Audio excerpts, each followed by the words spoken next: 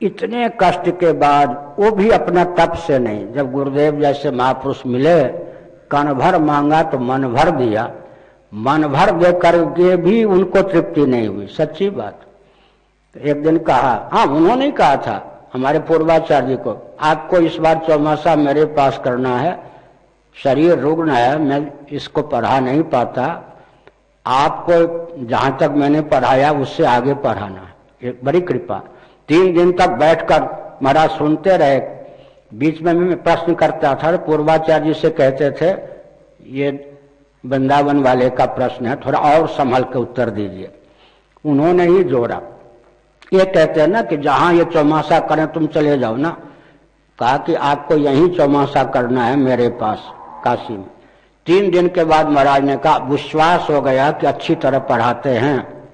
महाराज के तो शिष्य थे, खंडन खंड ये सब महाराज से ही पढ़ाते, मैंने पढ़ाते हुए नहीं सुना था। अब उनसे कहो कि मुझसे बैठा नहीं जाता, ब्रह्म विद्या लेट के सुननी नहीं चाहिए, अगर उनको रुचे तो किसी और कमरे में पाठ चलना चाहिए। 3 दिन मैंने 3-3 घंटे सुना कि ठीक से पढ़ा सकते, कितना अपना, फिर भी उनको संतोष नहीं हुआ। सच्ची बात। एक दिन कहा तुम्हें बहुत कुछ देना चाहता था, सब कुछ देना चाहता था तुमको, लेकिन अब शरीर रुग्ण है। अच्छा तो आशीर्वाद तो दे ही सकता हूं, थोड़ी देर रुक के, तो लो जो विद्या मैं नहीं दे सका, अब मेरे आशीर्वाद के फलस्वरूप तुम्हें प्राप्त हो। ये है ना। तो मैं जो ये रहस्य की बात भी प्रायः कह देता हूं, उसका कारण यह है कि शायद कोई मुझ जैसा वाला व्यक्ति भटके नहीं। बहुत अपमान सहा, बहुत भटका, तो इतना कष्ट आजकल कोई सह सकेगा?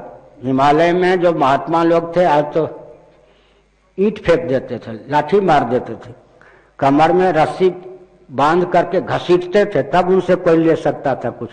हम लोगों की तरह आइए श्रीमन बैठिए पाठ आरोग्य वाले बात नहीं। इसलिए मुझे मालूम है कि बहुत से रहस्य की बातें मुंह से निकल जाती हैं, वो उसके पीछे अपनत्व है। हर हर